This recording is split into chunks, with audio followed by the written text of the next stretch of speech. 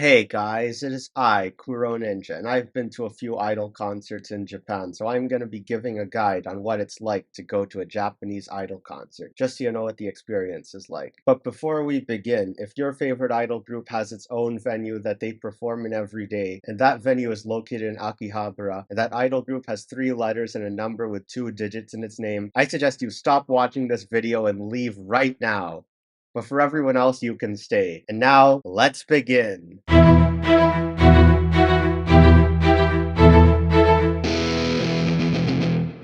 Now, before you can go to an idol concert, of course you need tickets. Unfortunately, thanks to some measures taken to prevent scalping, you won't have a lot of luck getting tickets for idol concerts, unless you have a Japanese phone number. But let's say you're able to buy tickets. There are a few different ways to get the tickets. Nowadays, most of the tickets are digital, and you can pay online, but you can also pay for the tickets in cash at a convenience store. The tickets have a number, and this is important. Now let's fast forward to the day of the event. You've got your tickets, you're at the venue, and everything's starting to line up. Here's the thing. You can't just line up anywhere. The way they let people into the venue is based on the number. So you have to pay close attention to when they call out the number on your ticket. When everyone is sorted into the line, that's when the audience is let in the building. And when you're going to a Japanese idol concert, make sure to bring a lot of cash. There is a much more important reason why that I'll talk about later on. But before entering the building, you might need to pay a separate fee before entering. This is for the drink ticket, which you can exchange at the venue for a drink.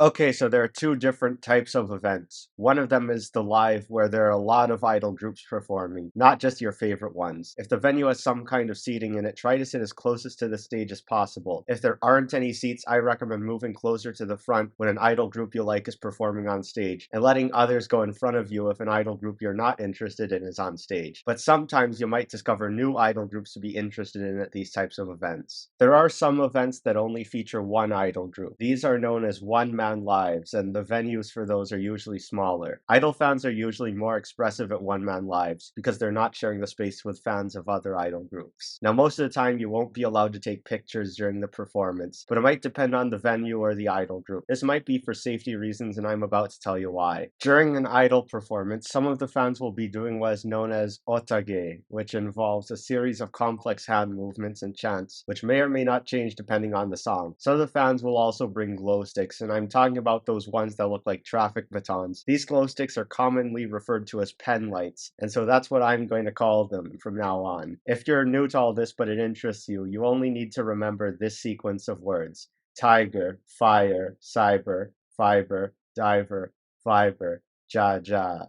Now you'll notice a variety of penlight colors in idol concerts, and the color of the penlight signifies someone's oshimen. Oshimen, or oshi for short, is a term that means your favorite member of an idol group, like the one you like the most. There are a few idol groups that don't do this, but most of the time, each of the idols in a group will have their own member colors. Whatever color your penlight is supposed to tell everyone which idol is your oshimen. For example, waving a red penlight at an Ibeck concert means that you're a fan of Hinata Yuka, but at a Leiwan concert it means that you're a fan of Shibuya Ryuka. And if you wave a red penlight at a Plank Stars concert, it means that you have very good taste. During a one-man live, it's common for the audience to start chanting for an encore after the performance is over. This is usually scripted, so you can't leave a one-man live until after the encore. But let's say that now the performance is over. What now?